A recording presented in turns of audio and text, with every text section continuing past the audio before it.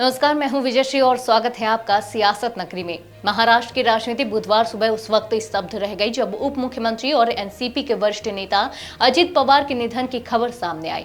मुंबई से बारामती जा रहा उनका निजी विमान बारामती एयरपोर्ट पर लैंडिंग के दौरान दुर्घटनाग्रस्त हो गया।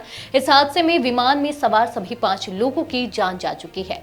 नागरिक उड्डयन महानिदेशालय यानी डीजीसीए ने हादसे और जान जाने की आधिकारिक पुष्टि की है। अजित पवार जिला परिषद चुनाव प्रचार के लिए बारामती जा रहे थे। बुधवार को बारामती में उनकी 4 चुनावी सभाएं प्रस्तावित थीं।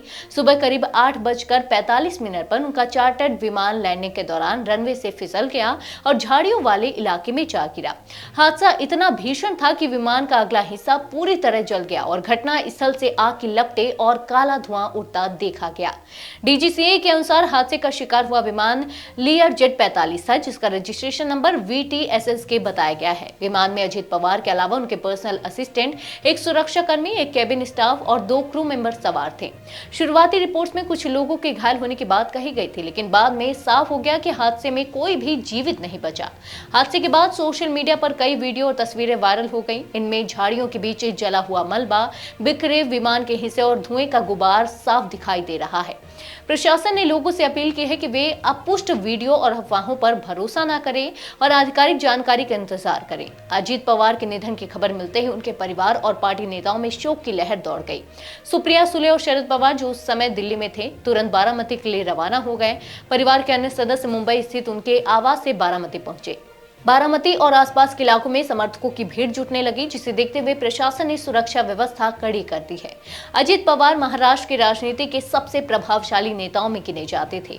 वे 66 वर्ष के थे और महज 13 वर्षों में 5 बार राज्य के उप मुख्यमंत्री बने।